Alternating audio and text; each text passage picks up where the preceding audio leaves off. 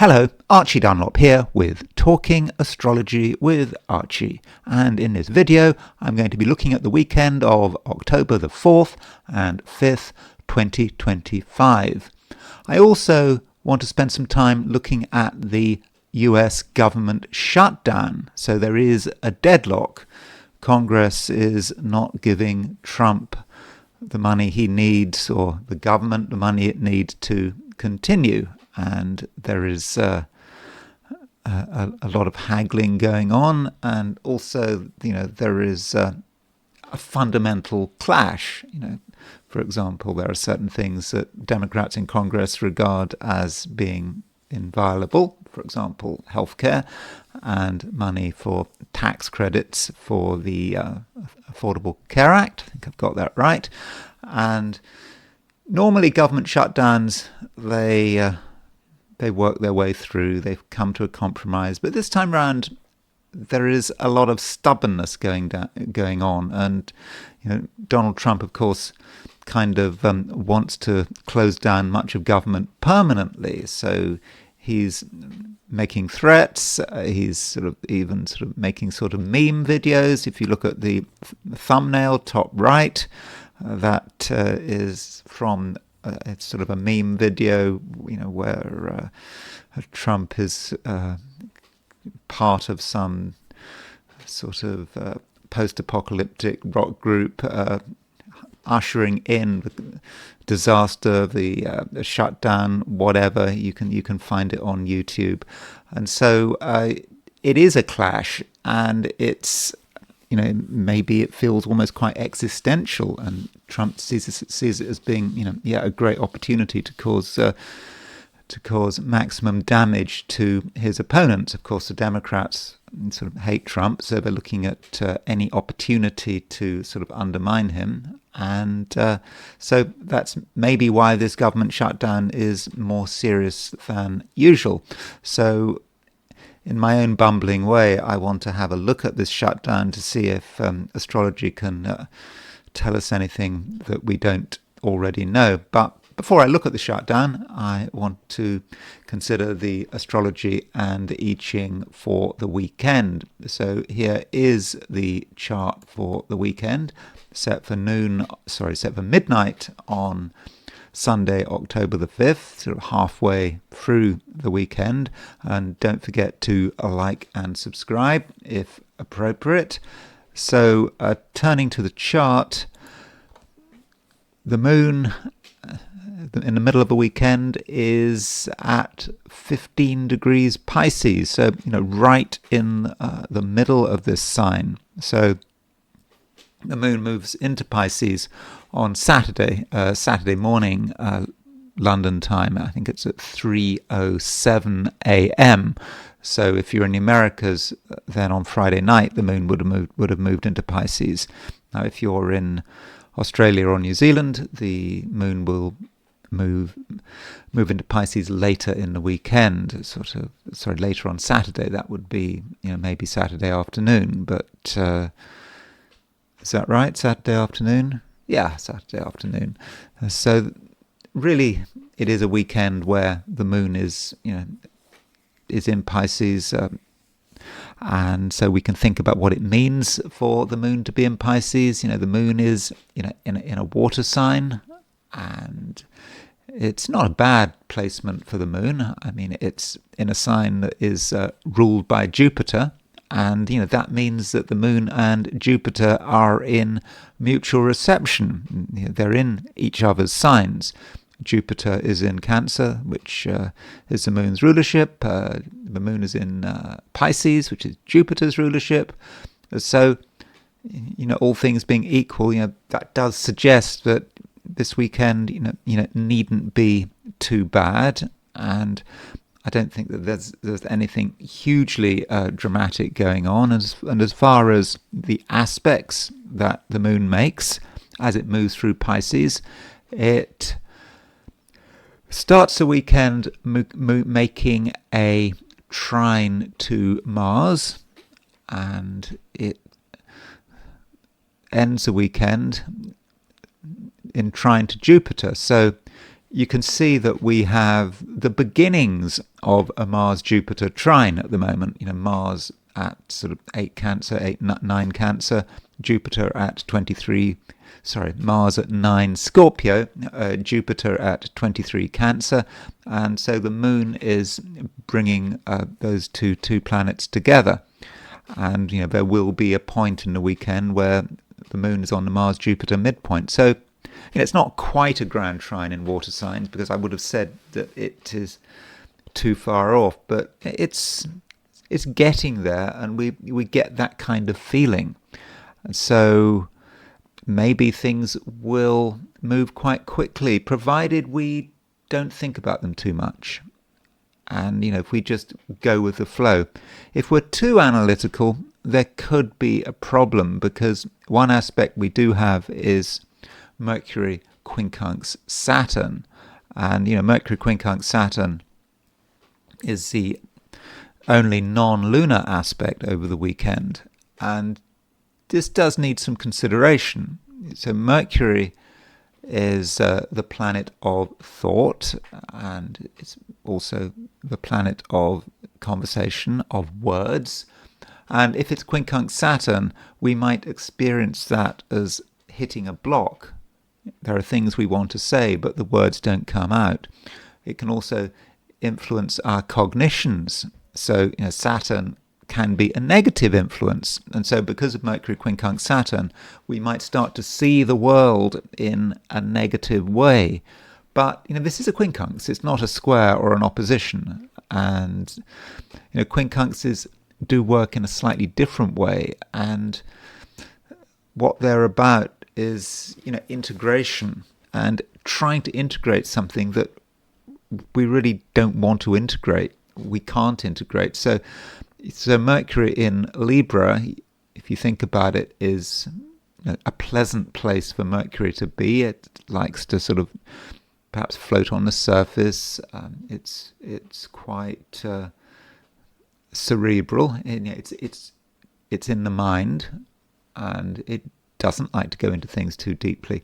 But it confronts Saturn through this quincunx, and so Saturn has to be integrated, and we need to have a seriousness to us, but without compromising the fundamental meaning of Mercury in Libra. So it's about being gregarious, being pleasant, all that Mercury in Libra stuff, but never forgetting, what is important. Though we could look at the quincunx in a different way.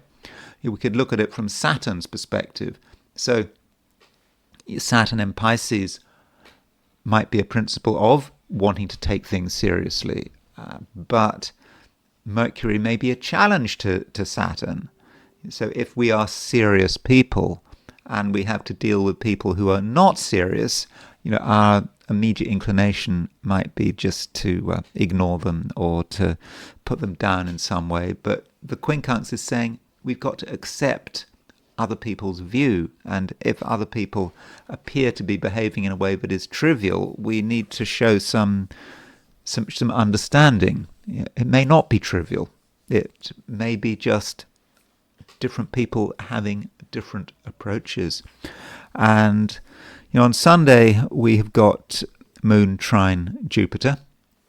As I've just said, so Moon trine Jupiter is it's a good aspect, especially as Moon and Jupiter are in mutual reception with one another. So a Sunday could be a very fortunate day, provided we're open-minded and we don't rush to judgment, and we don't allow that Mercury quincunx Saturn to spoil the party. Also on Sunday, we have an opposition between the Moon and Venus. Now, Moon-Venus oppositions, they come and go, they happen. They're not exactly very unusual. But this opposition is on the nodal axis. It's right on the nodes, and so that might make it more important than usual. So we've got Venus conjunct the south node, we've got Moon conjunct the north node. Now, regardless of a precise time of the moon being conjunct the North Node, it may say something about the weekend. And with moon in Pisces conjunct the North Node, there is nothing wrong with prioritizing our emotions and the way we feel about something. And if we feel about something, if we feel something, then perhaps we should go with it. Our feelings are not necessarily wrong, and it's possibly not a good idea to overanalyze things, to ask, whoa, why are we feeling the way we're feeling? Perhaps we're being irrational. We've got to be serious. No, I don't think that's necessarily the right approach, especially as Venus is conjunct the South Node. And, with Venus conjunct the South Node, there are different ways of looking at it. It could be with Venus in Virgo conjunct the South Node, there is a temptation to just look at the details, look at things from a cost-benefit perspective. Indeed, look at relationships from a cost-benefit perspective, being very transactional about how we relate. And so, as far as possible, try not to be transactional, but I think we all do it. I mean, all of us in our various relationships, whatever they might be, we think, how are we benefiting? What is the cost? And we all think that. I mean, we often deny it. We're certainly not open about it, but privately we know that we're very often keeping a ledger. And with Venus conjunct the South Node, perhaps that tendency to be transactional is going to be stronger than usual, but somehow we have to resist it. Okay, we can't repress it, but we perhaps have to know that this is not the right approach. Another way of looking at Venus conjunct the South Node might be saying that there are actually certain people we don't need anymore. It may represent people from the past. Now, that doesn't mean to say we need to get rid of people from the past. It could be people from the past crop up with Venus conjunct the South Node. People perhaps we've had relationships with in the past crop up. And that's neither good nor bad. It's just the way it is. So, over the weekend, if we look at what is happening, if we dig down, there is a fair amount going on. Though, I'm not convinced just looking at the astrology that it's going to be especially dramatic. But of course, we're living in times where there's always something dramatic going on. So that's the viewpoint from the perspective of New York. Turning to Sydney, Australia, to give a view from sort of East Asia and Australasia. The moon at midnight on Sunday in Sydney, Australia is at 6 degrees Pisces. So, that is a reminder that there's still a chunk of time in Australasia where the moon is in Pisces. In fact, for most of the weekend, the moon will be in Pisces, as it is in other parts of the world. Now, the moon at midnight is making a trine to Mars, and it just could be that moon trine Mars is perhaps more important in Australasia than it is in, for example, the Americas, at least as a general description of the weekend. And that moon trine Jupiter, well, that's not going to take place until really very late in the weekend. Well, into Monday. So you might not feel that moon trine Jupiter so much, but still, the moon and Jupiter are in mutual reception. Doesn't really matter where you are. So let me now turn to the heliocentric view. So here is the weekend from the viewpoint of the Sun. And the Earth is making a square to Jupiter. And so if you think about Earth square Jupiter, well, that says something about what we are experiencing down here on Earth. And Earth square Jupiter could represent a tendency to exaggerate, to make things larger than they actually are. And we may be quick to respond. And that can be a good thing or a bad thing. it kind of depends on the situation. And at the same time, Mercury is at 3 degrees Sagittarius. Remember, this is heliocentric Sagittarius.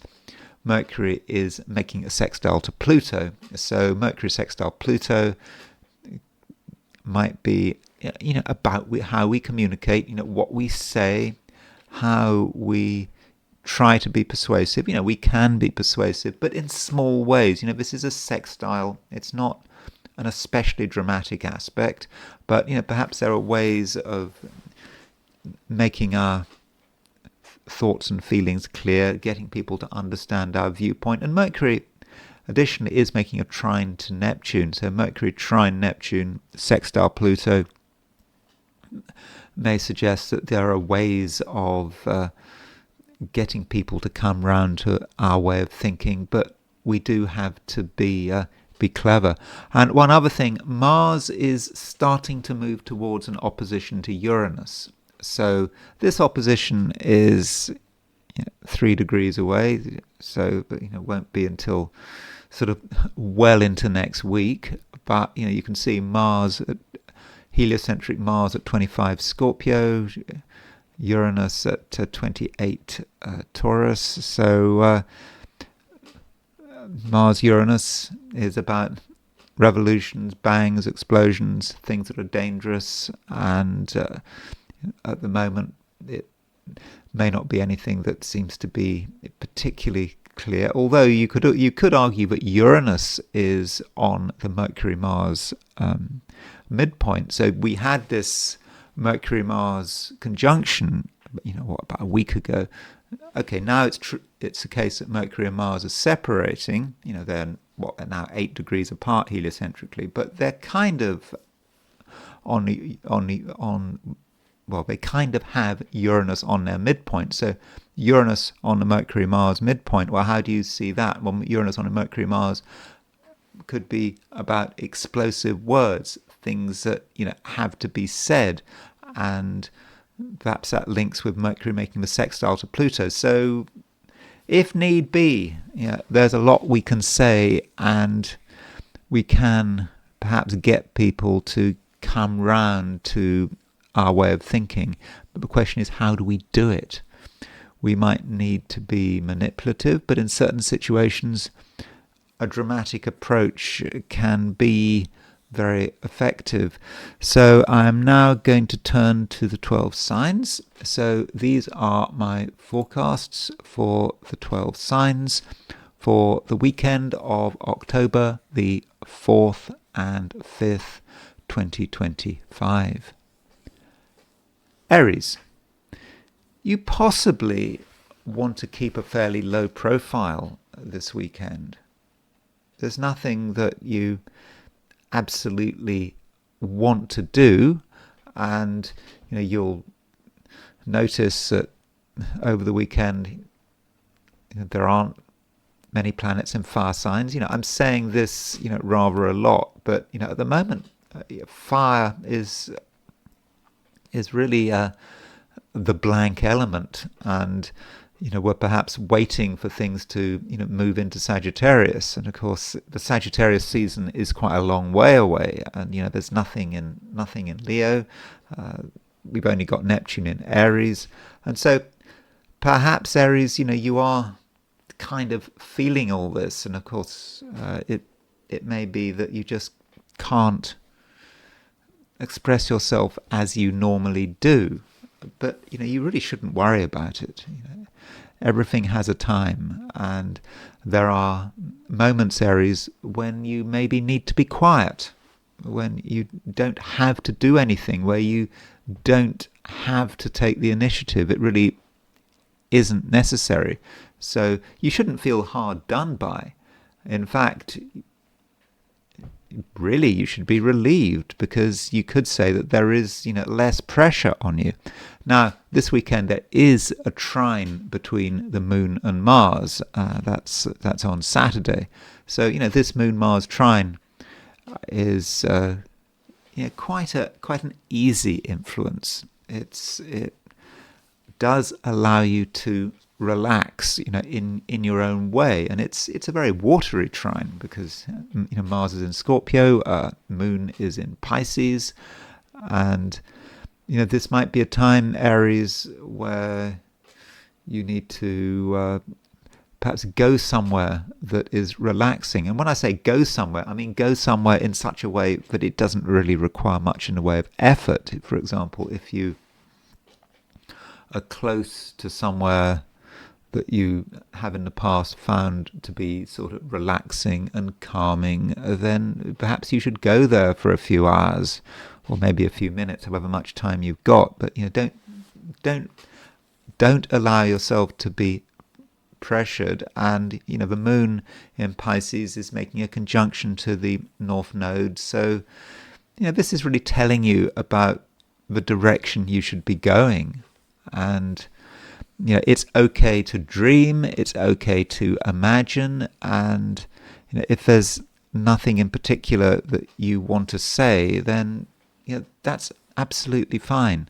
And in fact, Aries, if you were to try to take the initiative, to be the great leader, to show the world what you can do, if you were to try, and you were to be very sort of blunt about it, you tried to be your normal self, then it could be very disappointing because things could just be slow. And the more you try to make things happen, the slower things become.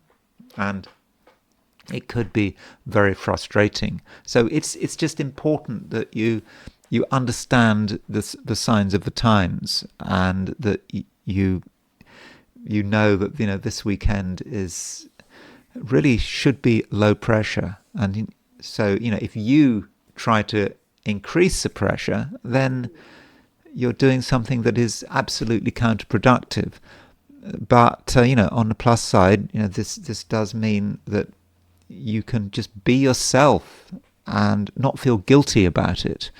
And it is perhaps a time when you can recharge your batteries. And additionally, when we're talking about other people, don't allow yourself to be pressurized by other people, especially now when Venus is conjunct the South Node. Venus conjunct the South Node might indicate a person who is adopting the wrong approach. Now, what is the wrong approach? Well, that's for you to judge. But they're doing something that perhaps they should have grown out of. Perhaps it's a blast from the past.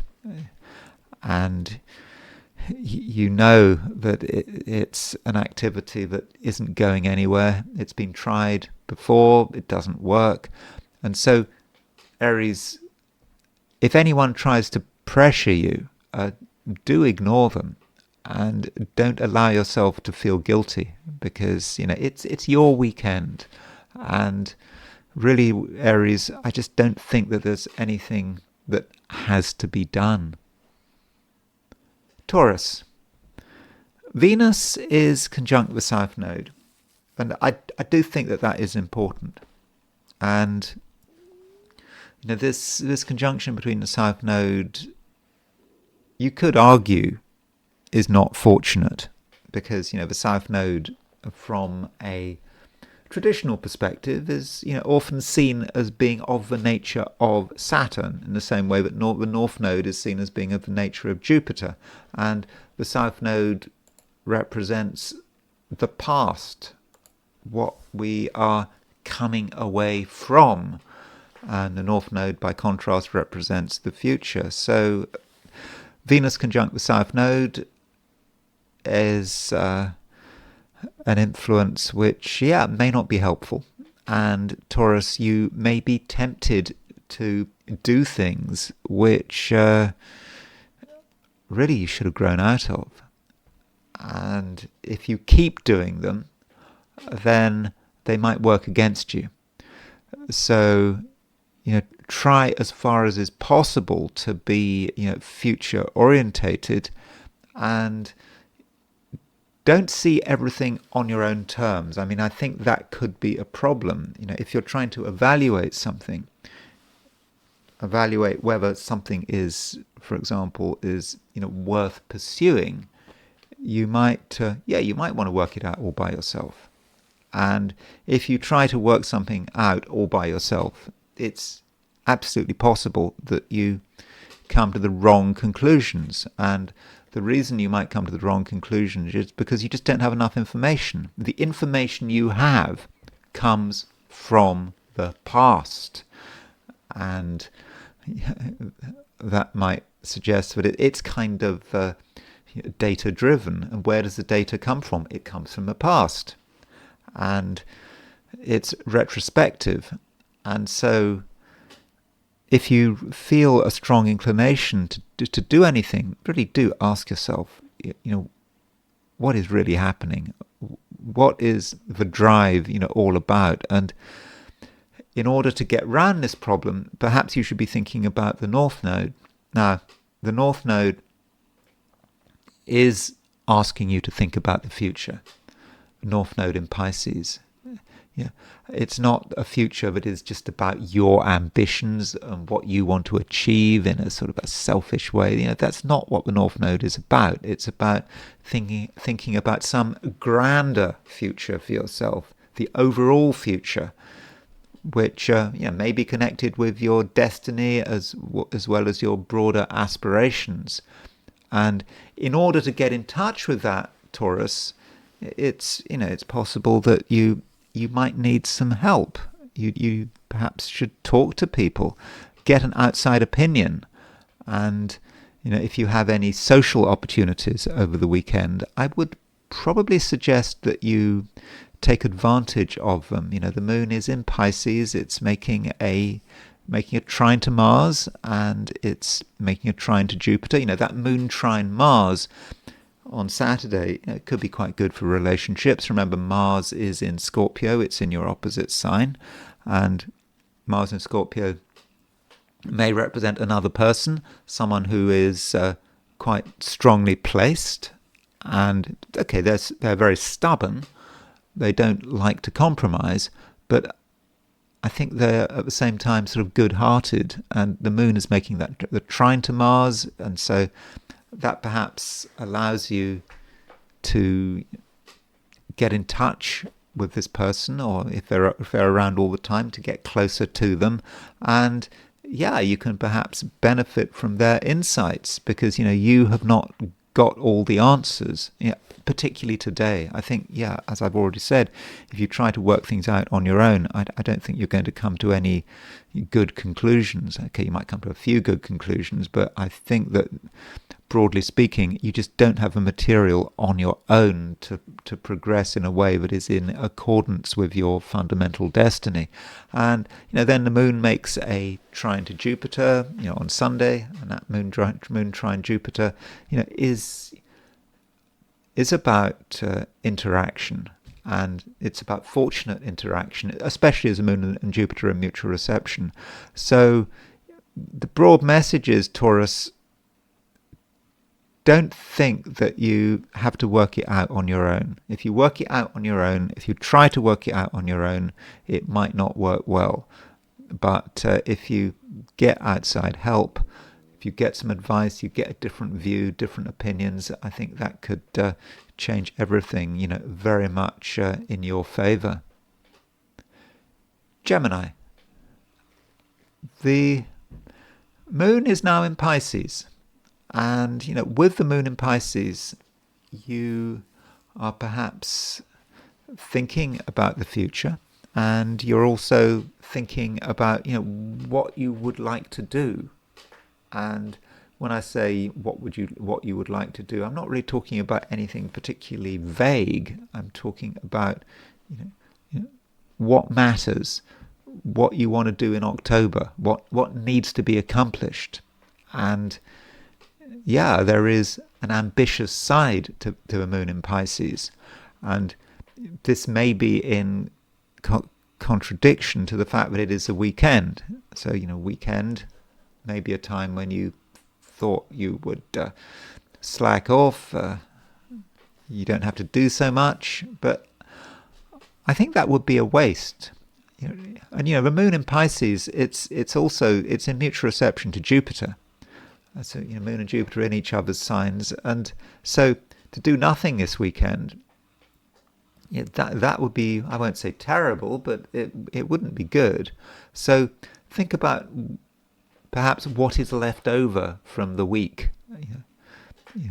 You perhaps finish things off on Friday, or perhaps you half finish things off on Friday, but there may be stuff that still needs to be done, and you also have to consider next week. What are your plans for next week? And so the weekend is important, or it should be important. Of course, all of this does depend on your circumstance, and this is, of course, the problem of doing this kind of astrology, doing sort of generic 12 signs.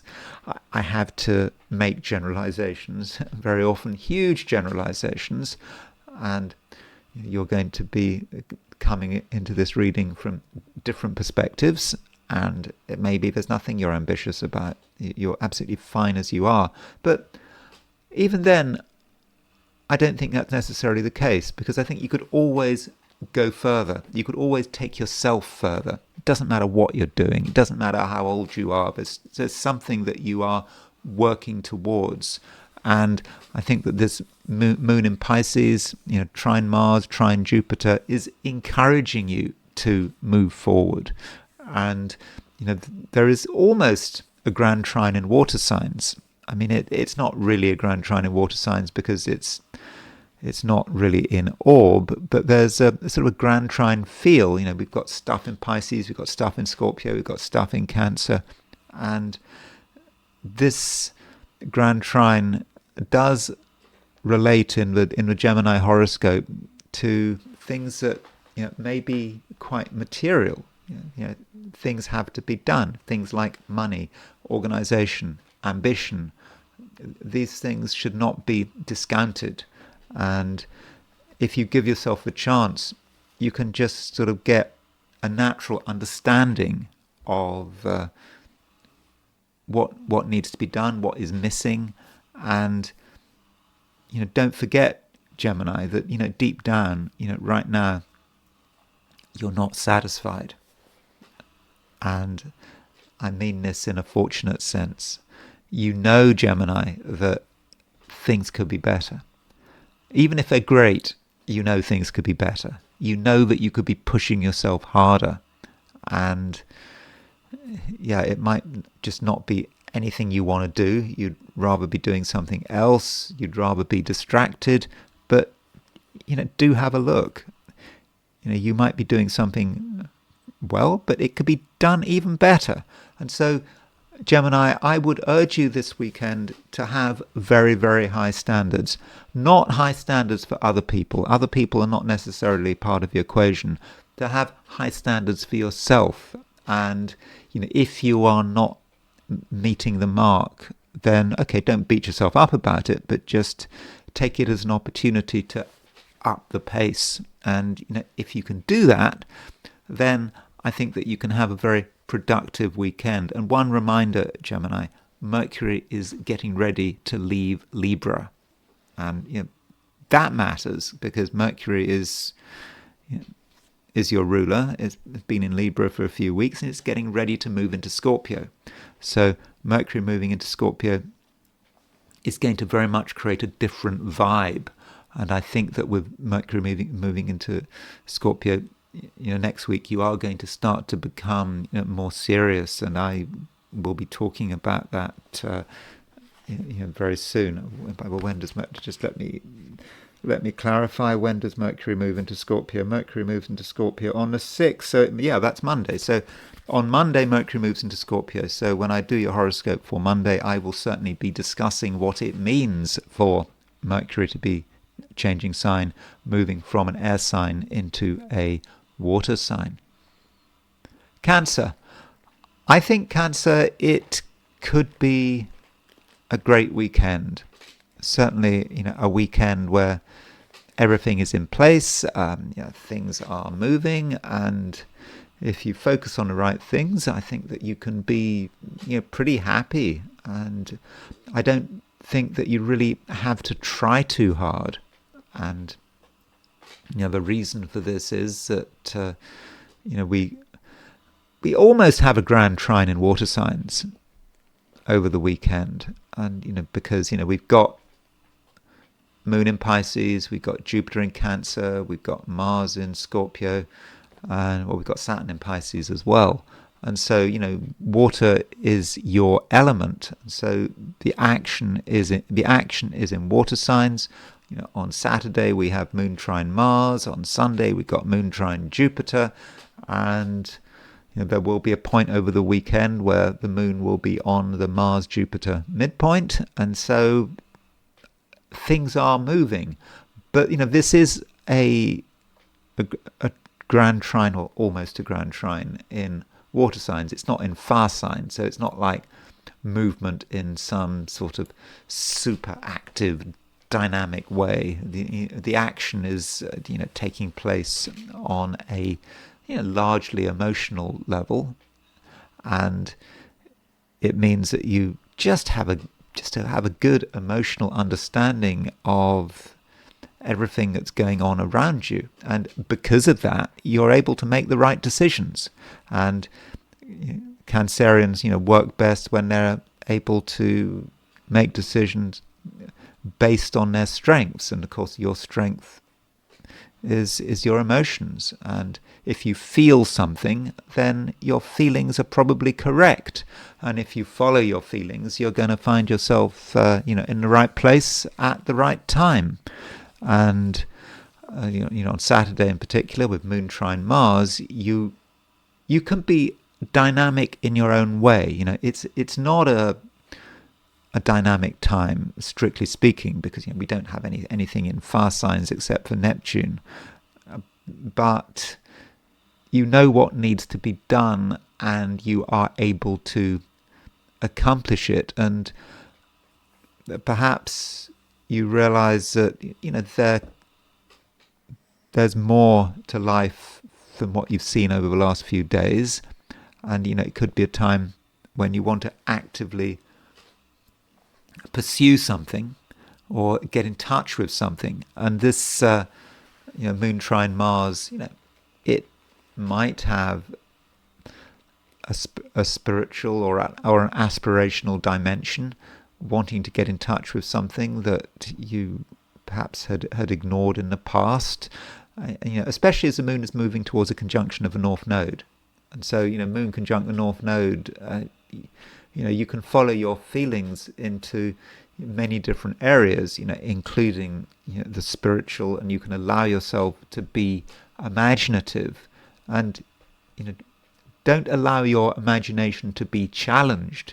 At some stage there is an opposition between the Moon and Venus. Venus in Virgo conjunct the South Node, and that Venus in Virgo conjunct the South Node opposition the Moon might represent something or somebody trying to bring you down to earth, or trying to undermine you, trying to ask too many questions. And if you find that you're being asked a lot of questions, well, I would politely ignore it. You don't have to worry too much about whether you've got things absolutely right, whether or not you're being naive. That can be an issue if you're being overly imaginative, but I don't think you can be overly imaginative this weekend. I think you need to see where your imagination wants to take you. And if something or someone is just trying to get you to ask questions, is trying to undermine you, that's not really very helpful. And you have to think about what is the right way forward, and the right way forward is to elevate yourself and to elevate your perceptions. And the Moon, having made a trine to Mars, making a conjunction to the North Node, it makes a trine to Jupiter. And Moon trine Jupiter is a great aspect. Moon and Jupiter are in mutual reception by sign. They're in each other's signs, and that means that you are strong and you are fortunate and probably quite lucky as well.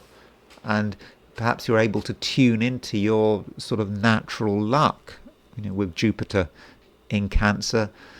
It's going to be in Cancer for a long time, and so use that Jupiter in Cancer. Jupiter is this very fortunate planet, and the moon is picking up on it, and so you can continue to elevate yourself and perhaps elevate other people. But just don't forget, some people don't want to be elevated. Venus conjunct with South Node. Some people are just stuck in their old way of doing things, their old way of looking at things, and that just can't be helped. And this does mean that you have to be somewhat careful when it comes to conversation, telephones, emails, text message. It's always nice to be in contact with people, but there is some danger of a conversation which is completely unhelpful. You're told things, you respond, they respond back, you feel you have to respond back. But in that kind of situation, it's a good idea to stop the conversation. If you feel that any conversation is going in the wrong direction, particularly if the conversation is bringing you down, is trying to deny your fundamental creativity and your fundamental desire to go beyond yourself, if in that case, it's absolutely okay to stop the conversation, because it's frankly not helpful. Leo, you realize that nothing is entirely straightforward, and you're ready to look at things in a way that is perhaps more serious. You had perhaps made assumptions recently, and you'd followed those assumptions through, and they worked up to a point, but now you're seeing it's not absolutely clear, and that you have to look at things again.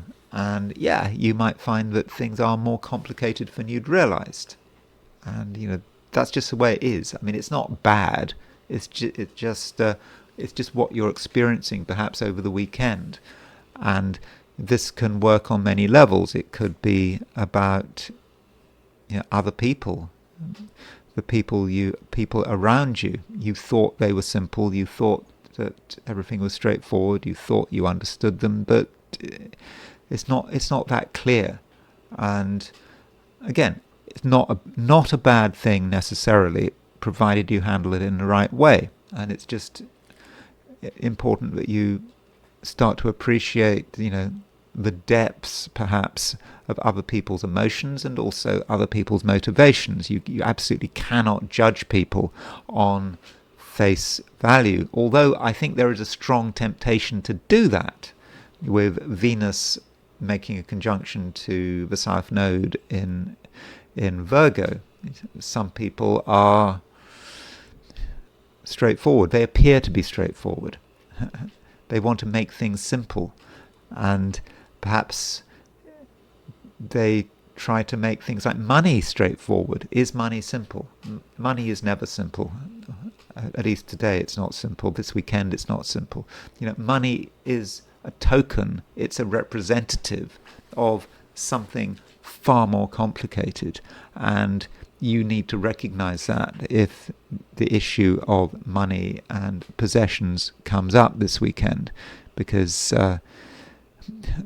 someone is perhaps using money as a way to perhaps control you, maybe. And your natural temptation might be to take things at face value, to listen to what people say about money and say, okay, that's fine.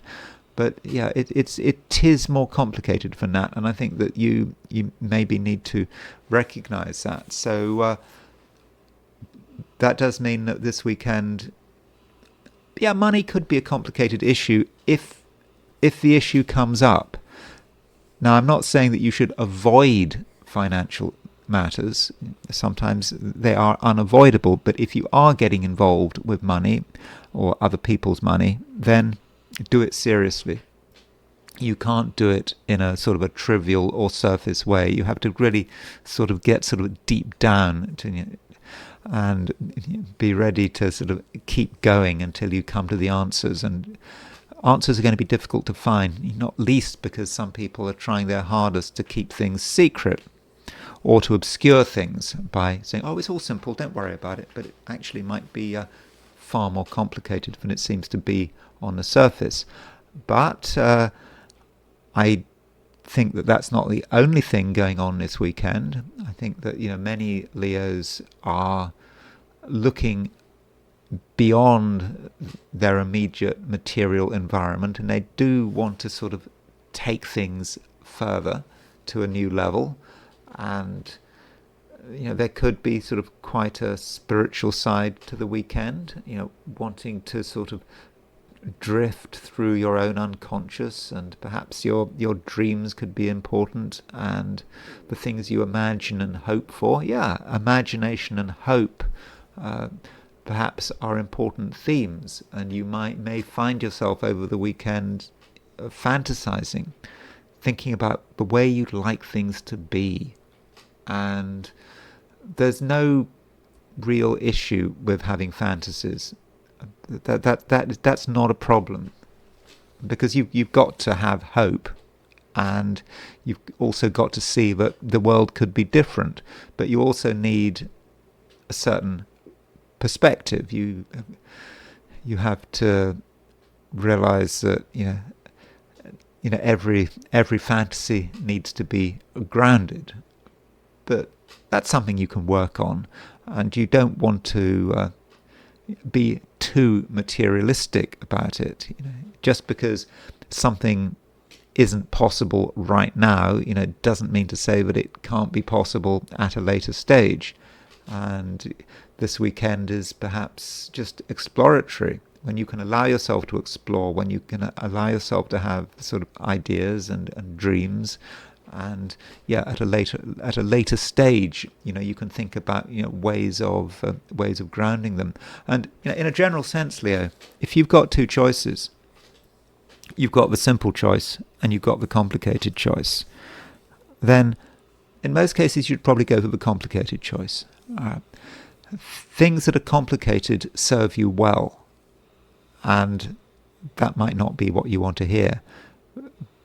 But if something is complicated, it's complicated, and you have the ability right now to deal with stuff which is difficult. Difficult, especially on an emotional level. When you're having to deal with the complexities that other people present, or perhaps the complexities that other people have left behind.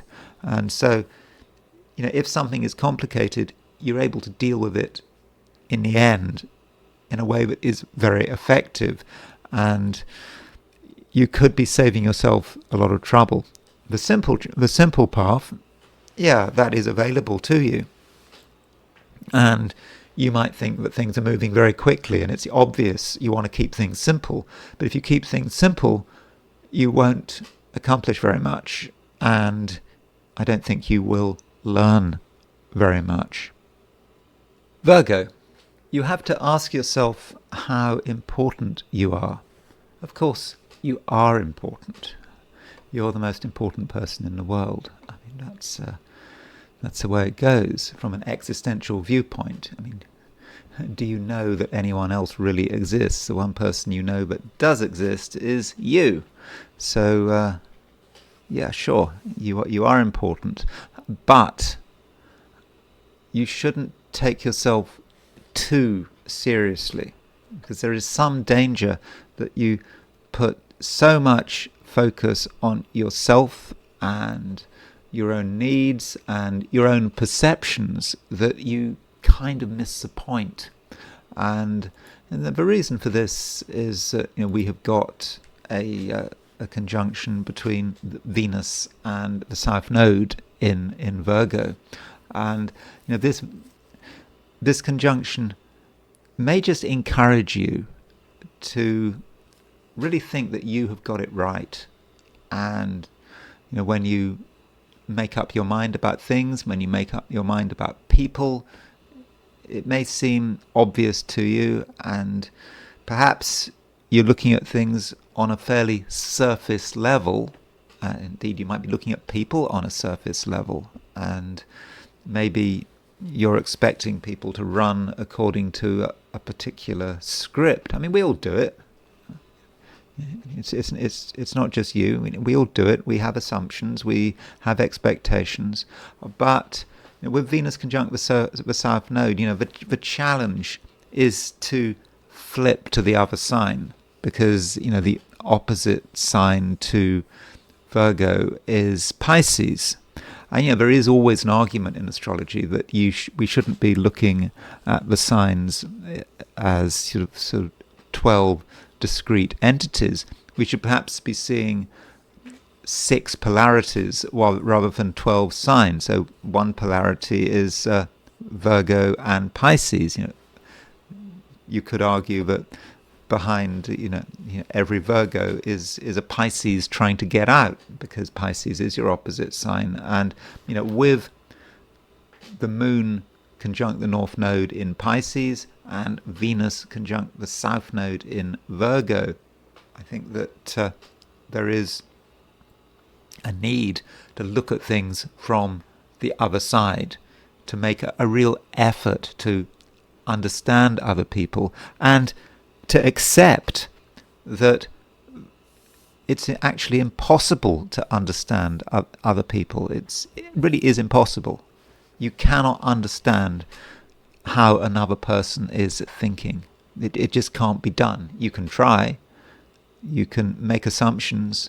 It doesn't matter how good a psychologist you are not going to get it. You're not going to get the full picture. And so perhaps you need to live, Virgo, with that ambiguity, with that North Node conjunct the Moon in Pisces. Yeah, deal with that ambiguity. And if you accept other people as free-thinking individuals who are also, in their own way, quite mysterious, they always are going to be mysterious, because you just don't know. And you don't know anything really about their real perceptions. And so, whatever you think, there is always an alternative view, and the best you can do is try your hardest to learn about that alternative view, and to accept that you haven't got all the answers. And so, try as far as possible this weekend to be subtle, emotionally subtle, and to really try to pick up the nuances of every social contact that you're involved with. Now, this doesn't mean that you have to just do what you're told, follow the crowd, lose touch of your individuality. Absolutely not. Instead, you perhaps have to recognize that your individuality is defined by your social environment. It's about what you are and what you're not. And having that broader view, Virgo, I think is going to be helpful. And perhaps it's a good weekend to really try to understand what it is to be a Virgo, and also perhaps what the limitations of being a Virgo might be. And the best way of handling this weekend is to really understand what you don't understand, and also perhaps to think about some of the good things going on over the weekend. The Moon is in Pisces. It's making a trine to Mars, and it's making a trine to Jupiter, and those aspects are going to help you, or rather they could help you, get on with people, because if you show respect and you perhaps hold off on some of your criticisms, and you instead use your sensitivity as far as you can. Sometimes you can be your own worst enemy when it comes to sensitivity. You can just focus on material details, and that just prevents your natural sensitivity from functioning. But if you can get beyond the details, you can be incredibly sensitive. You can be arguably the most sensitive of the 12 signs, and you can pick things up, and you can start to understand, and you can show sympathy and warmth, and this is going to really help you from a relationship perspective. Libra. We can't help but notice that Venus is conjunct the South Node. Venus is, of course, your ruler, and the South Node is a point in astrology that can be regarded as unfortunate.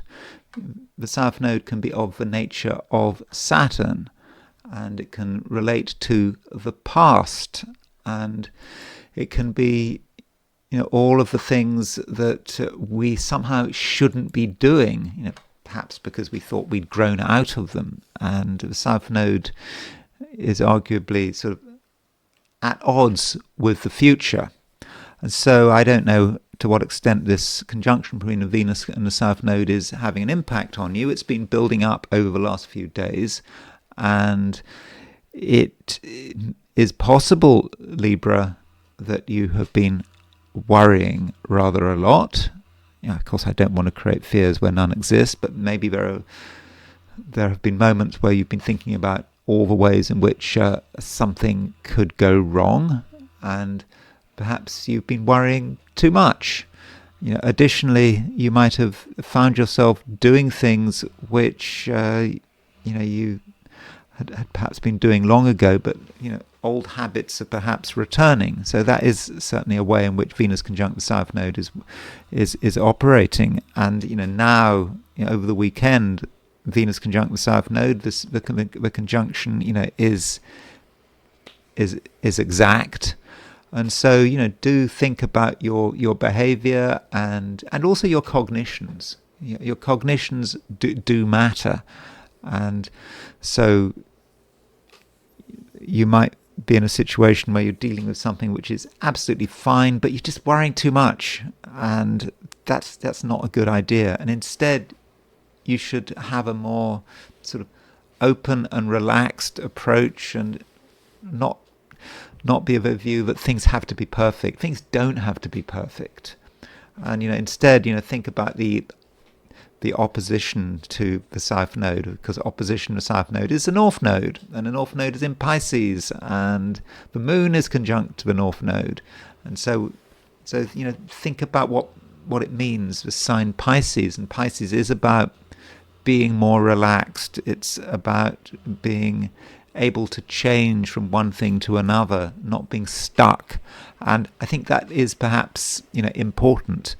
And at the same time, you can start to get a feeling about, the way you'd like things to be, and you can allow your imagination a certain amount of free rein. Explore, and don't feel that things are going to go wrong. And if you take that approach, I think you're going to feel a lot better, and I don't think that you will be doing anything risky or stupid. I think you know where you should be going. And also with North Node in Pisces, the Moon in Pisces as well, this might be saying something about your health and what you need as far as having a healthy weekend. And of course, Pisces is a water sign, so it could be that you can benefit from proximity to water, or it might just be that something like going to a spa, if that's a possibility, or maybe having a bath, a long bath. These are ways in which you could interpret the North Node in Pisces. You need to get away from Virgo. It's just Venus conjunct the South Node in Virgo is just too much, and you just want to wash away all of these obsessions, things that have been sort of attaching themselves to you, these worries, concerns. And it might also be that other people haven't always been helpful, and they've been burdening you with things, and you just need to get rid of all of that. And I think that is the best way of dealing with this North-South Node axis, and to really try to focus on the Pisces rather than the Virgo. And, the moon in Pisces, it is making a trine to Mars, and it's also making a trine to Jupiter.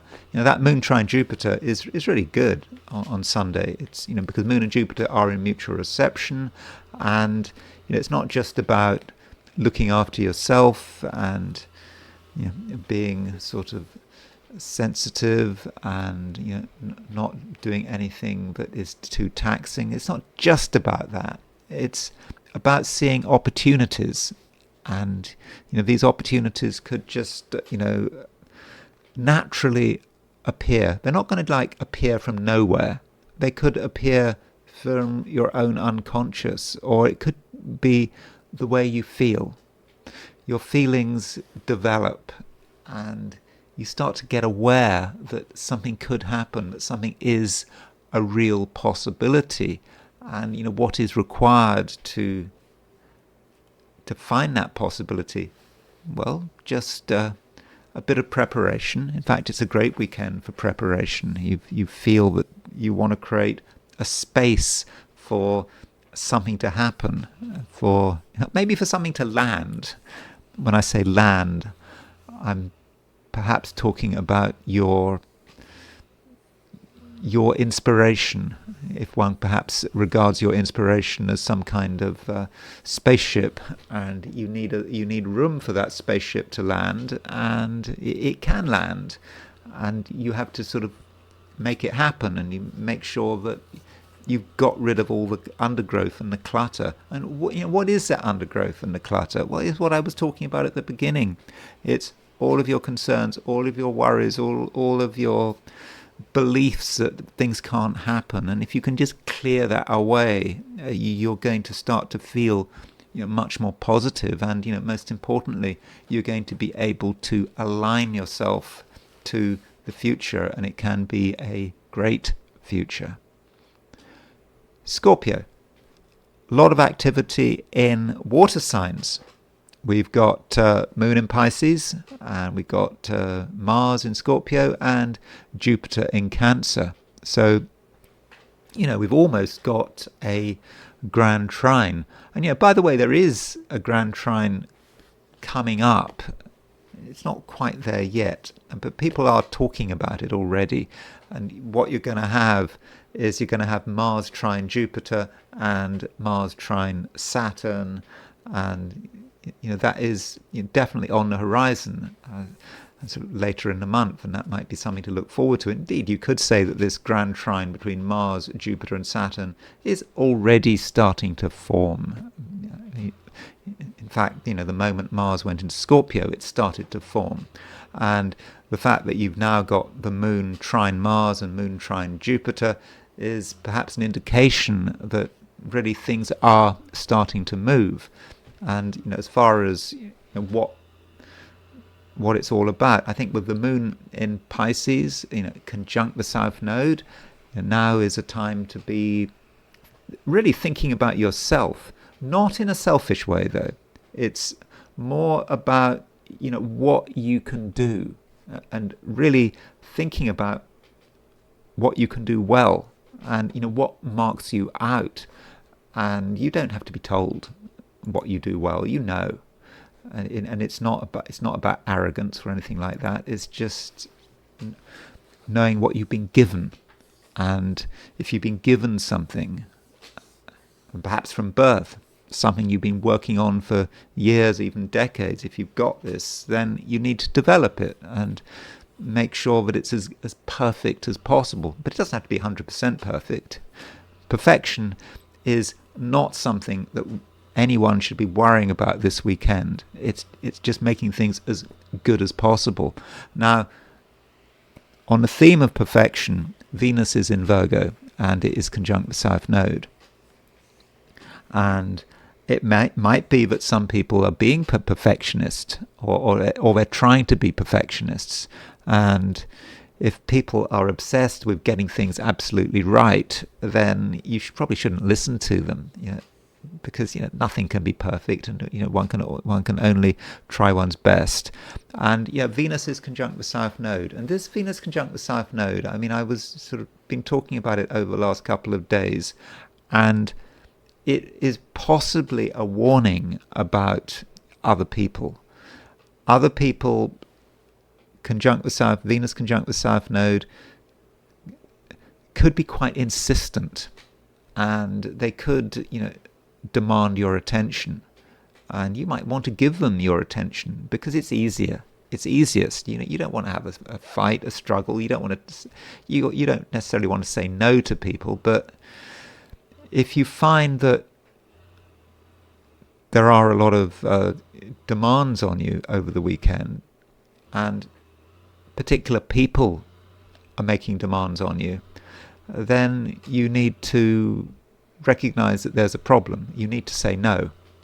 And it's possible, Scorpio, that you should just be wary of relationships. I'm not saying that it can't be a great weekend as far as relationships are concerned, but some people may be just wanting too much attention. And if you give someone all of your attention, it would be a waste. It would be unsatisfactory, and you would get annoyed, and relationships could get worse rather than better. So you might think that the best way to make a relationship happen is to be obliging, but it's probably the opposite. And instead you should focus on what is good about yourself, and putting your own priorities first.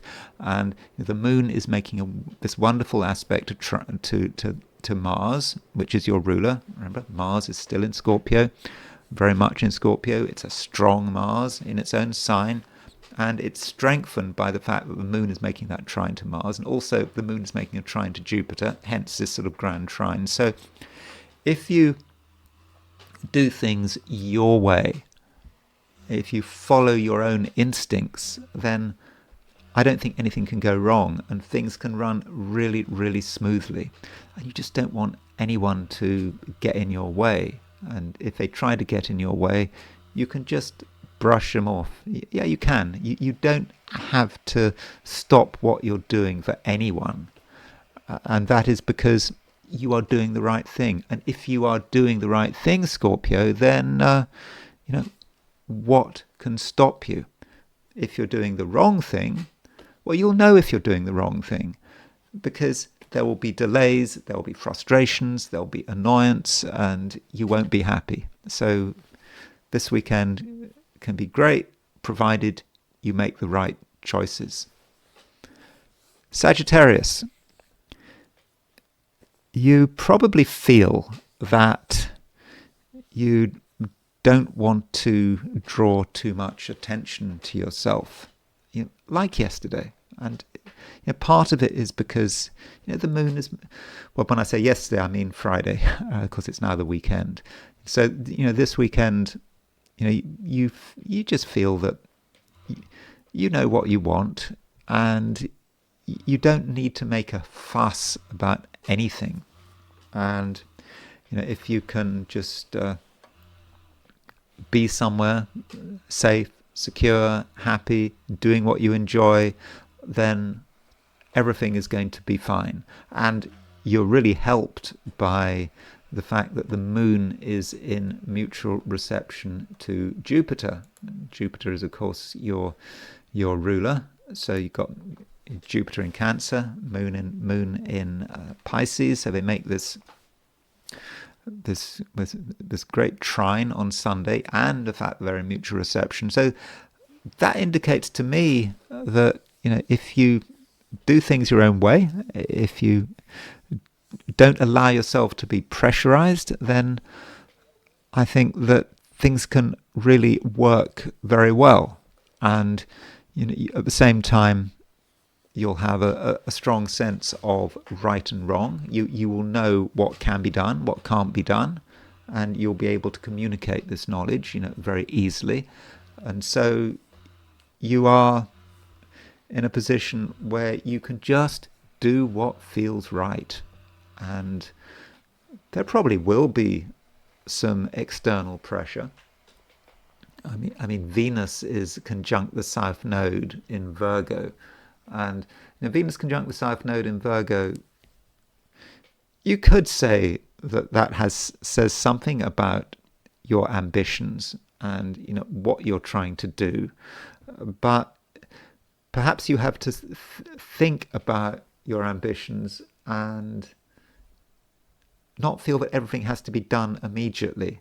Now you might take the view, Sagittarius, particularly if you're working over the weekend, that there are deadlines, that there are pressures, that you've got to please people, you've got to listen to people, and that would be a shame, because it would just get in the way of you making the most of the weekend. It's not about listening to authority figures. It's not about being told what to do, feeling that you've got to follow a schedule or a plan that has been imposed upon you by someone else. That is absolutely not what you need. Now, it could be the case that you have got commitments that you have to fulfill this weekend, and there's nothing that you can do about it. For example, if you do have a job and you have to work over the weekend, it would be better if you weren't working over the weekend, but of course you've got to deal with what is real.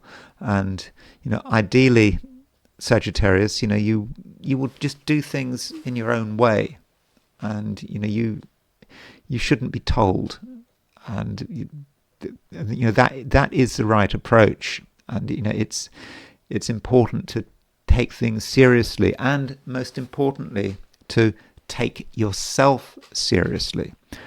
And this might say something about your sense of humor. I mean, Sagittarius has a reputation for being a sign with a good sense of humor. A lot of comedians have their sun in Sagittarius, because you think about sun in Sagittarius and being sort of outrageous and telling people what they know but they don't want to communicate, but Sagittarius can communicate. But this weekend,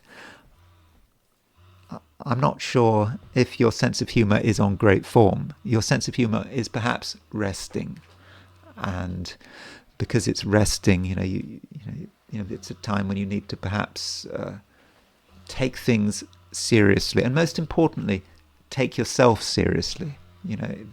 It's often said, the I Ching likes to say this in some of its chapters, that if you don't take yourself seriously, people that don't take themselves seriously don't amount to much. I'm sort of very wary of that. That kind of bothers me on a sort of a personal level, but it is often said.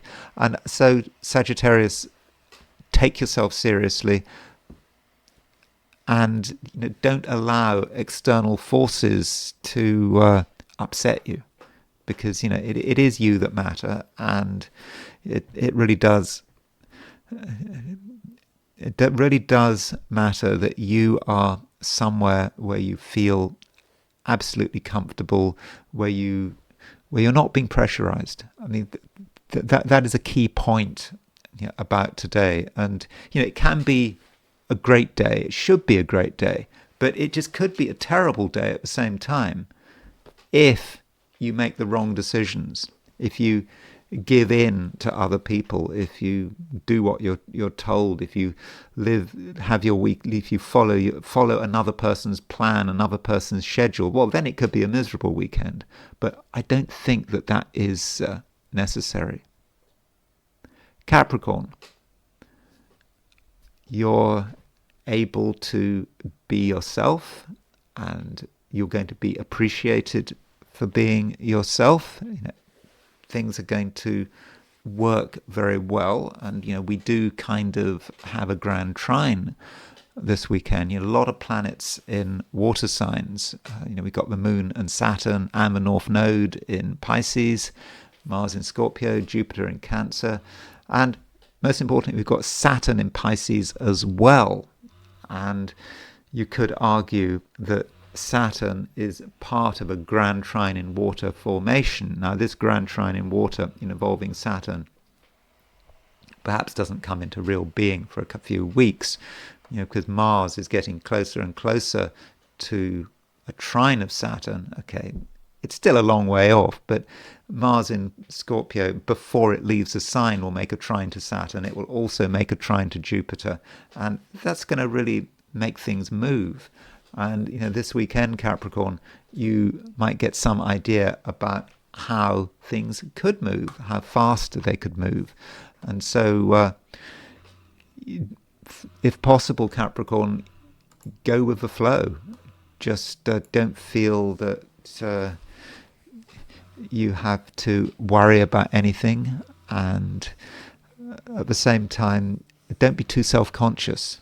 Capricorn, at the moment, you're able to speak freely. Your words will just flow.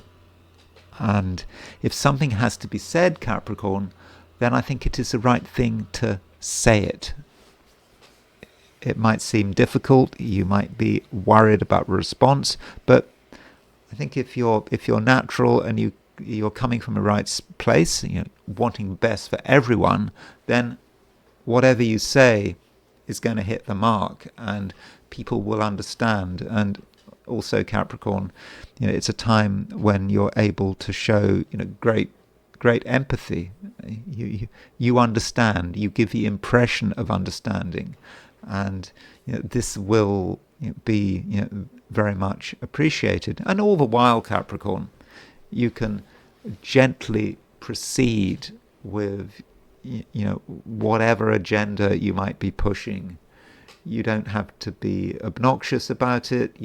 But you just keep in mind your long-term goals.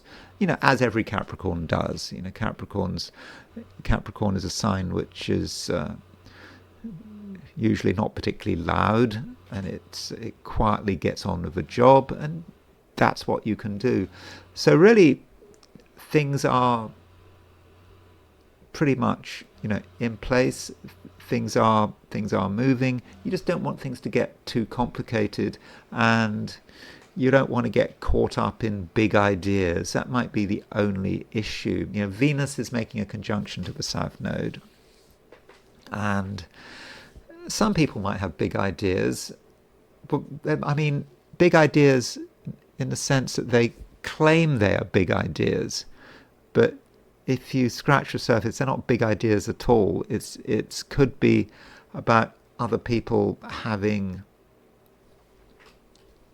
moral obsessions which really can be ignored. So if you find that there are people out there who strongly believe in things, whether it's religious or political, they could take up a lot of your time if you give them a chance. But ideally, they should be ignored. And as far as people knocking on your door trying to sell you a religion, I haven't noticed them so much. It used to be before COVID that there would always, for example, be Mormons. There would always be Mormons were everywhere. And I don't have any problem with Mormons. I would like talking to Mormons. I don't have a problem with them, but they seem to have gone. People knocking on people's doors. Maybe COVID just completely killed it. I don't know. But if anyone does knock on your door trying to sell you something, particularly if they're selling you a religion, I would suggest you ignore them and you don't engage in conversation. And it's possible, if someone is insistent enough, that they could persuade you to believe something. It's like they could disrupt your flow and just tell you, oh, this is the case, and this is not really what you wanted to hear, but maybe a manipulative person could just knock you off your balance. So anyone who has a strong opinion, whatever that strong opinion is about, Capricorn, should be ignored, I think. Aquarius, you're feeling that you'd like something to happen. That's what you want. But the question is, will it happen? I think that there has recently been a lot of activity in air signs. There's still a lot of stuff going on in air signs. We had some grand trines in air, which I hope you were able to take advantage of, and perhaps you're still looking for something to be going on, but perhaps not. Perhaps things are going to be sort of more straightforward today than you'd like. And that could, in the first instance, be rather disappointing. I mean, you wanted action, you wanted intellectual excitement, and it just might not be there. And that shouldn't bother you. It just means that your focus can be somewhere else. And the moon is in Pisces, it's conjunct the North Node in Pisces, and with that configuration, you perhaps should be thinking about what matters, maybe in a material sense. And so if you're having anything to do with work or money over the weekend, especially on Saturday, you can be very effective. You can advocate for what is important to you. You can make it clear that money matters, you need to be paid, that you need to be paid the right amount, and if anyone owes you money, for example, on Saturday, or there's a sort of a financial issue that needs to be resolved, then I think Aquarius, you can deal with it in a relatively straightforward way, and there shouldn't be too many issues about it. And overall, Aquarius, try as far as possible to keep things simple. Some people seem to want to create complications, and they want to sort of tie you up in complications. And why would they do that? Well, it's a good way of control, by making something that is simple incredibly complicated, when in fact it's not complicated at all. And so you, Aquarius, have the capacity to make things simple, to strip out the complications. And if you can do that, especially when it comes to money and sort of practical matters, that would be pretty effective. And the moon makes a trine to Mars, and moon trine Mars might say something about your ambitions and what you are trying to achieve. So if you're working on Saturday, or if you've got any planning to do on Saturday, I think that you can do a really good job, and you will just instinctively know what is important. And if you feel that something is important, then your feelings are almost certainly correct. And moving forward into Sunday, the moon is making a trine to Jupiter, and the moon and Jupiter are in mutual reception to one another. And so Sunday is probably a good day for sort of more organization, making sure that everything is as it should be. And it might not be especially interesting, but Aquarius, if you just trust your feelings are telling you what you should be doing. You don't have to be told.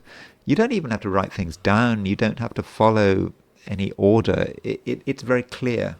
And so I'm thinking that this weekend is possibly not going to be especially interesting, but it could be useful, and you can take steps to really get closer to your ambitions, whatever those ambitions might be. Pisces, I think it can be a good weekend. After all, the moon is moving through your sign, and additionally the moon is in mutual reception to Jupiter. And of course, Jupiter is your ruler, so that really does bode well. So I don't know what your plans are for the weekend, but make sure that you make the most of it. It would be a shame if you did nothing and you allowed the opportunity to pass. And the moon is additionally, it's making a trine to Mars. It's making a trine to Jupiter. So that Moon-Mars trine is quite motivating. And so, Saturday, there are lots of things you can do. And if you want to reach out sort of beyond your normal sphere of interest, I think you very much can. So if there's something you want to find out about or learn or discover, then Saturday might be the opportunity to do it. And, discovery can take place, at many levels. It can be about learning something new. It could be about a subject that you feel you should know more about. It can be about your spirituality. It could be sort of religious. It could be like visiting a shrine or a church or a place of worship with Moon trine Mars, or talking about or thinking about your own higher destiny. I mean, that is, it's a good way of using Moon trine Mars. Or it could be about something very active relating to a foreign country, something going on the other side of the earth. Well, there could be annoyance about something going on the other side of the earth, because Mars is an angry planet. So if something bothers you, something seems to be unfair or unjust, you might want to say something about it with this Moon trine Mars. And the Moon is conjunct the North Node. So Moon conjunct the North Node does indicate to me, Pisces, that you can very much trust your feelings. The emotional path is the right path, which contrasts with Venus conjunct the South Node. Now, this Venus conjunct the South Node could be a problem. Venus conjunct the South Node, well, this aspect has been forming over the last week, and it's been getting stronger and stronger. And this weekend, Venus is exactly conjunct the South Node, and it's in Virgo, your opposite, because it's your opposite sign. So what does that mean? It might mean that not everyone is helpful. If you listen too much to another person, you could be knocked off your path. And this would especially be the case if you're dealing with someone who appears to be critical, or over obsessed with details, or they could be making nitpicking criticisms. You think you've got it right, you think you know what you're doing, and then someone comes along and tells you maybe not, or they keep pointing things out. That is a sure sign that Venus conjunct the South Node is in operation. And in that case, you've got to quickly rush to your North Node and put yourself first. Although Venus conjunct the South Node needn't be a bad influence. It could be about someone from the past. I mean, the South Node in astrology can be about the past.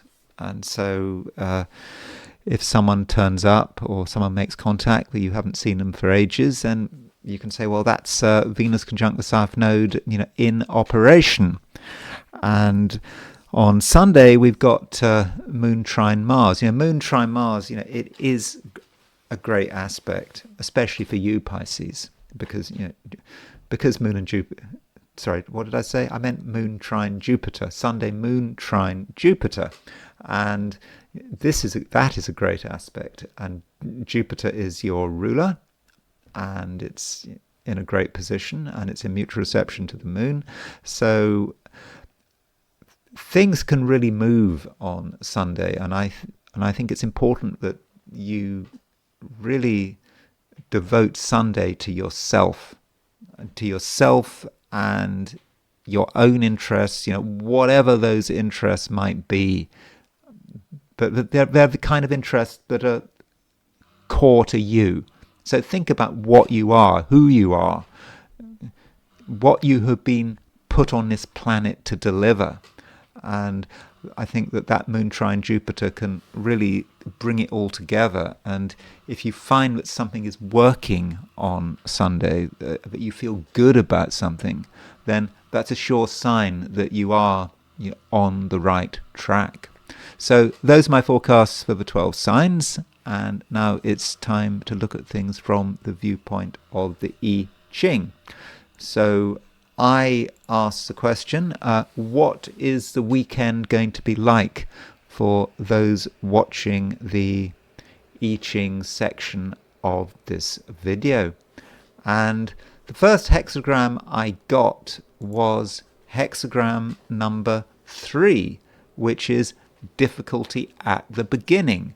Now, this hexagram on the surface isn't so bad, because it indicates that, yeah, there'll be difficulty at the beginning, but will there be difficulty at the ending? No, the I Ching doesn't say that. It's just saying that at first there could be a difficult start, and it's not saying, how it's all going to turn out. Now, third line does move, and the third line can be difficult, and in this case it is difficult, but there's still a matter of choice.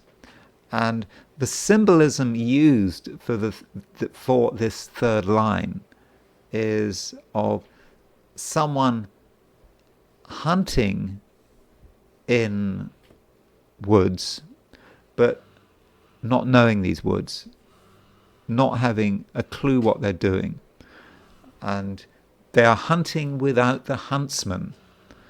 So you're moving into unfamiliar territory.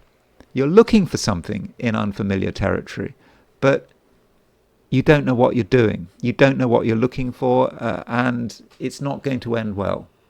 At least if you pursue this approach, if you keep going in this direction, it's just not going to work, because you don't know what you're doing. You're on unfamiliar territory. So what do you do? Well, the I Ching is just giving a warning here, and it's probably telling you, well, not to go anywhere that you're unfamiliar with. So this could be very practical over the weekend.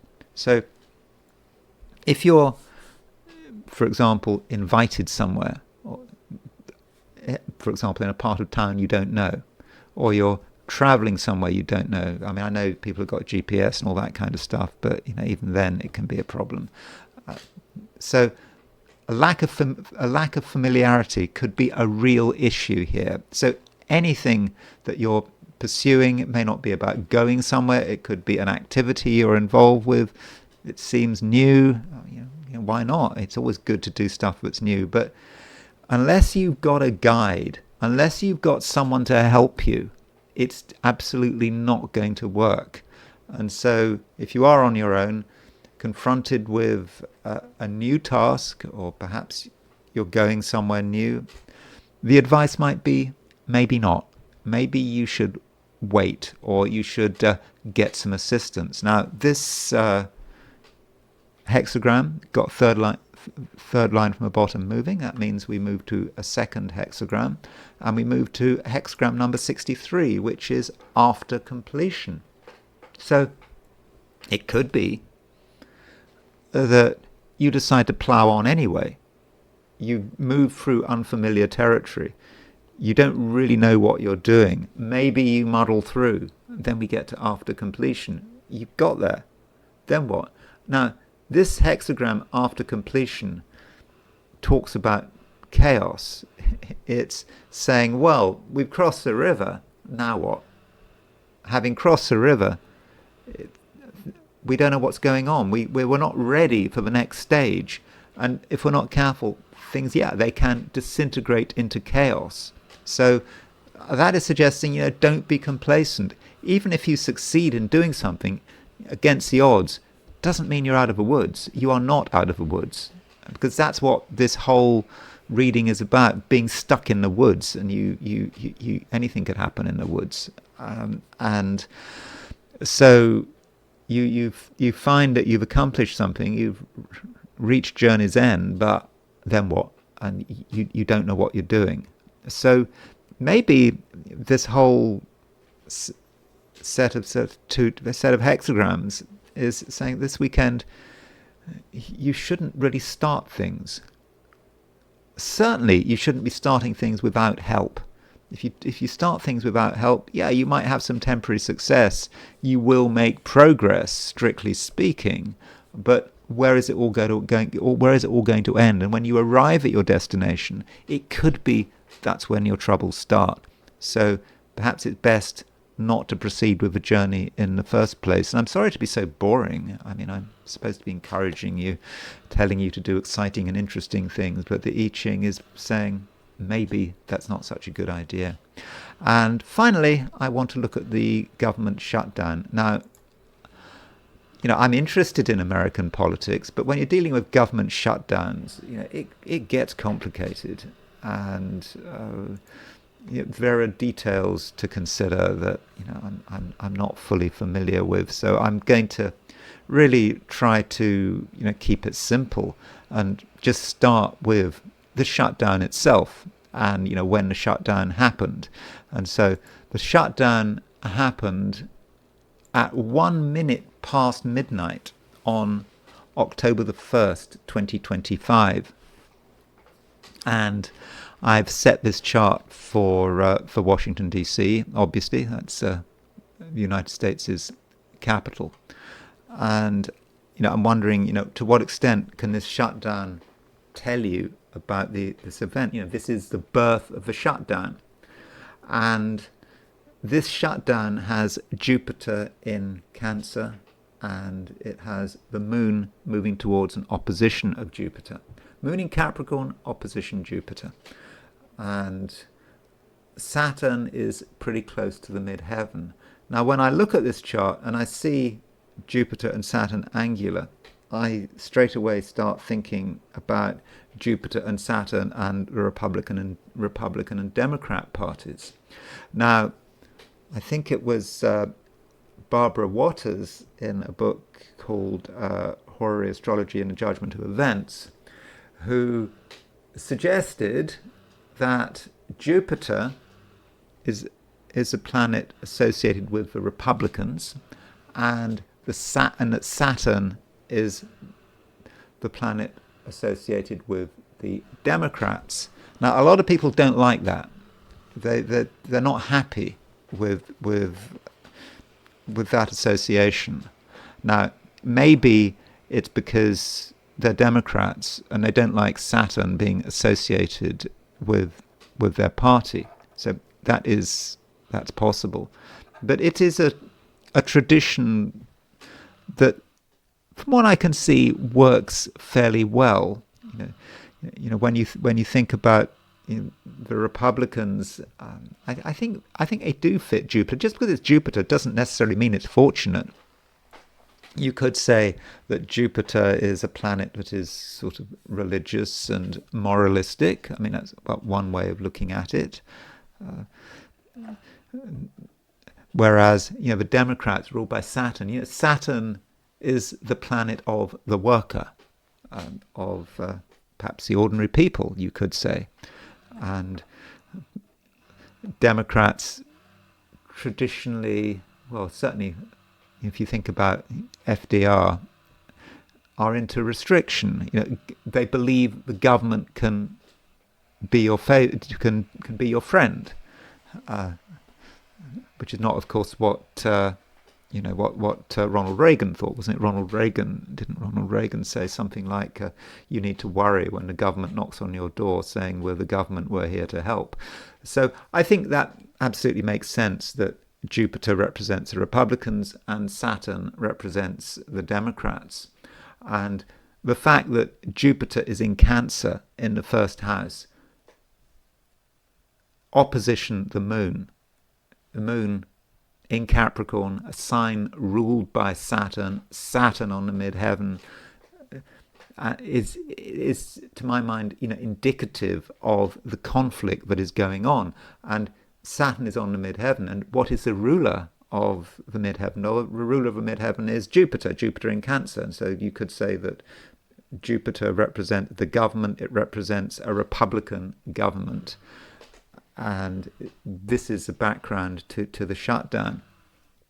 Now, if I were to judge that chart on that basis, I would say that you just had a conflict. And that might be as far as it goes. I mean, Jupiter in Cancer, Jupiter going direct, exalted in Cancer in the first house, would seem to benefit the Republicans, that they are perhaps holding most of the cards. Although you could also say, well, the ruler of the ascendant is the ruler of the ascendant is the moon, and the moon is in Capricorn, and the moon is opposition Jupiter. But I think the key point is that Jupiter's in a strong position here, and it's angular. And so I think that the Democrats do have to be very careful here. But it is interesting, that moon opposition Jupiter. It's going to be something that is difficult to resolve. I mean, maybe it's been resolved by now. I mean, I'm making this video on Friday morning, 9:57 a.m. Pacific, so maybe things have changed by the time you watch this. And as far as how this shutdown relates to the United States, I mean, that's the country that is, being shut down. So here's the United States' chart, and there are certainly things going on. At the moment of the shutdown, Mars was exactly trine Jupiter in Cancer. So Mars was at 5:59, sorry, the United States has its Jupiter at 5:56 Cancer. So Mars was exactly trine the United States' Jupiter. And yeah, maybe the Jupiter refers to the Republican Party here. I mean, that is absolutely possible. And so perhaps from a Republican perspective, the shutdown is working in their best interests. Although Mars trine Jupiter just could be about plain aggravation, and that's certainly what is happening. And one of the things going on with the US right now is that Neptune is on the IC. So Neptune is at 0 degrees 33 Aries. The United States is IC, assuming we've got the time right for the Declaration of Independence. Neptune exactly on the IC, or very close to the IC. That really does show that the real foundations of the United States are under pressure. Well, they're not under pressure. They're sort of getting undermined. Although, if you compare the United States with other Western countries, you could say that the United States is in a better position than England or the UK or France or Germany. But it's the overall background to this shutdown. It's a difficult time for America, and Uranus, of course, has just gone into Gemini, and okay, Uranus is not on the United States' descendant yet, but I think that the United States is feeling this Uranus in Gemini. And Uranus in Gemini is often associated with war. When Uranus goes into Gemini, the United States in the past has always been at war. It was about to go into war, whether it's 1776, whether it's a civil war, whether it's a Second World War.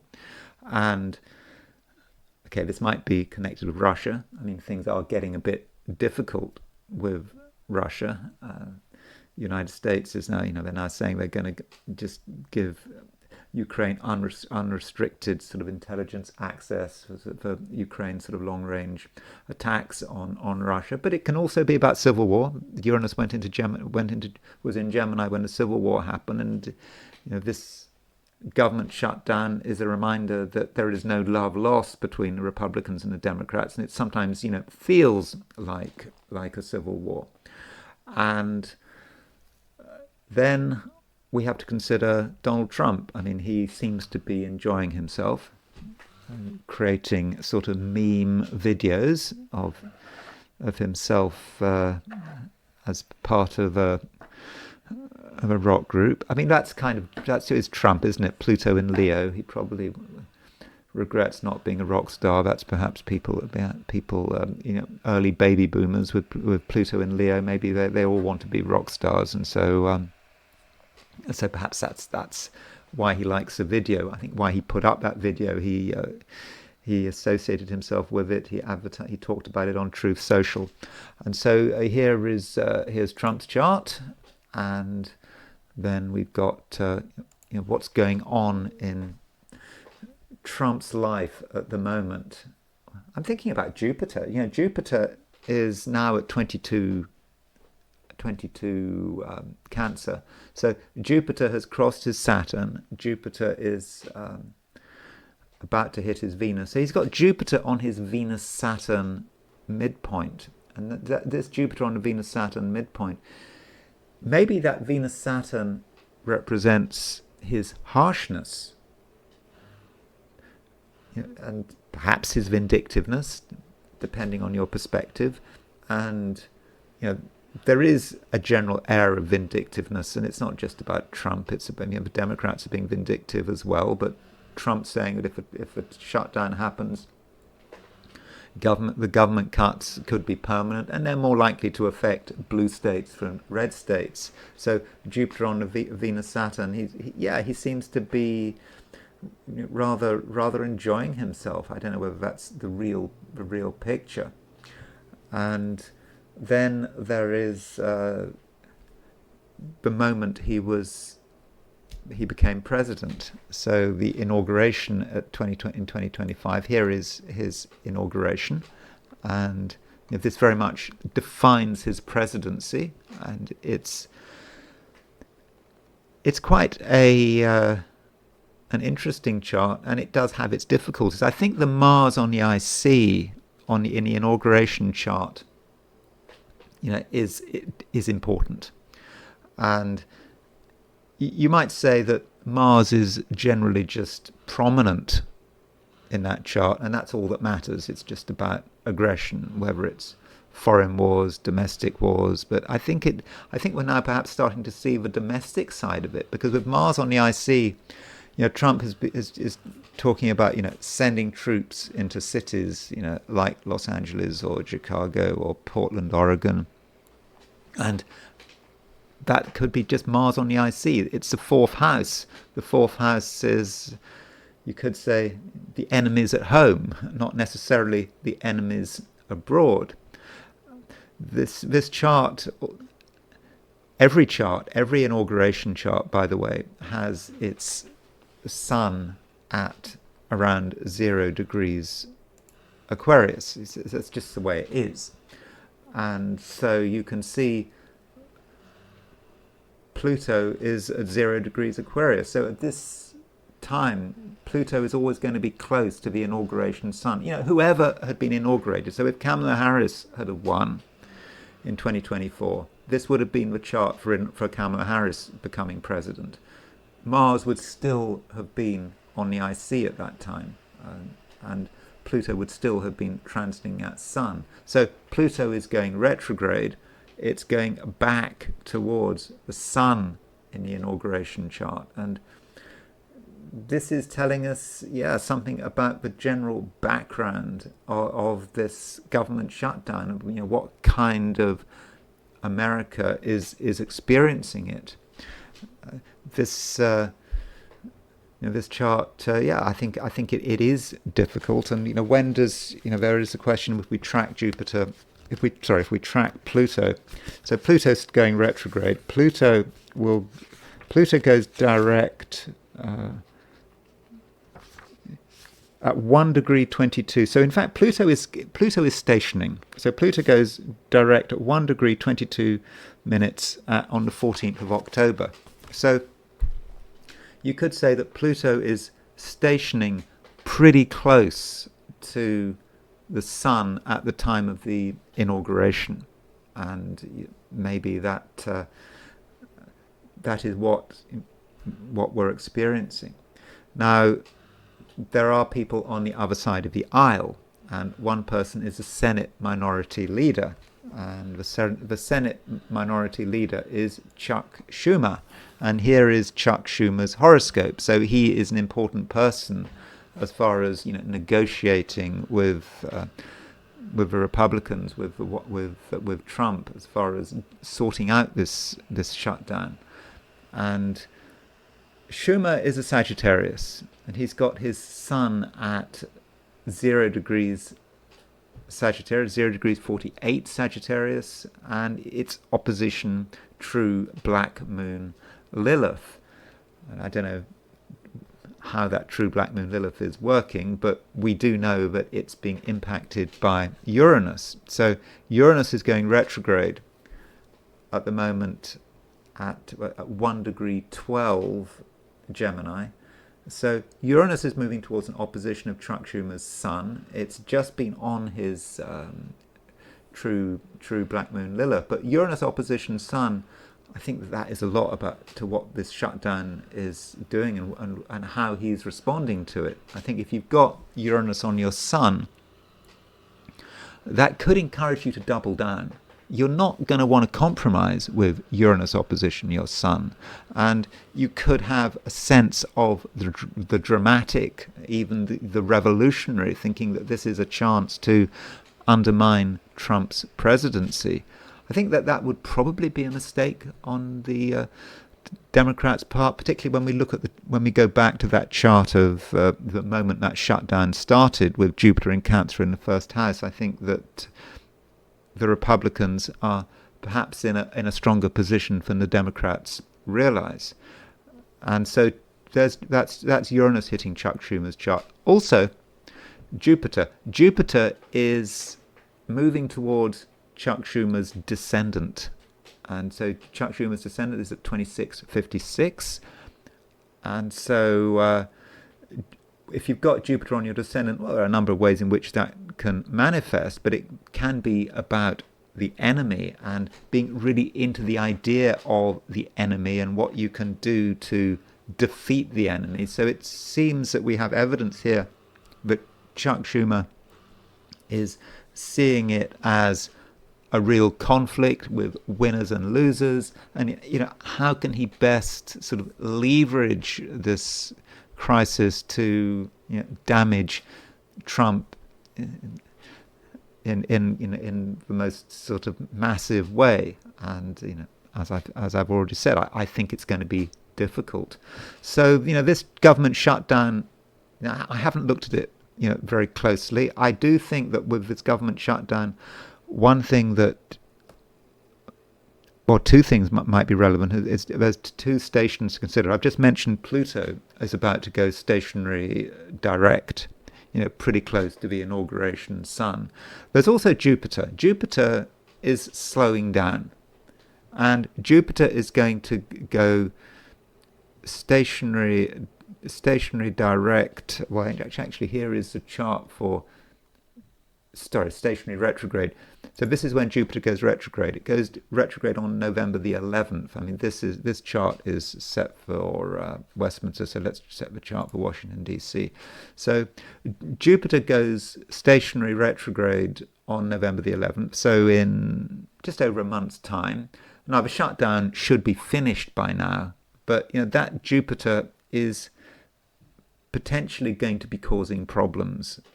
We already know that it's going to be going stationary retrograde on Chuck Schumer's descendant, and the chart of Jupiter retrograde, that precise moment set for Washington D.C., it picks up on Chuck Schumer's angles, his late Capricorn ascendant, and Jupiter will be on the descendant. So Jupiter retrograde is not just about the government shutdown, because I think the government shutdown is likely to be over by the time Jupiter goes retrograde, because I don't think shutdowns usually last for that long. I mean, maybe I'm wrong. I'm not using astrology to say it will be over. I'm just using logic. But Jupiter going stationary in that position on the 7th house, that does say something about America and its enemies, and that's perhaps something I will be considering sooner rather than later. So those are a few incoherent thoughts about the government shutdown. I think that the Democrats have to be very careful, because that shutdown chart with Jupiter in Cancer in the first house does suggest that maybe the Republicans and Donald Trump hold most of the cards. So thank you very much for watching. I hope you enjoyed this video. If you did enjoy this video, I'd be very grateful if you were to like it. If you're not subscribed, I'd be super grateful if you were to subscribe. If you want to buy me a coffee, there's a link in the description, and I will talk to you again very soon.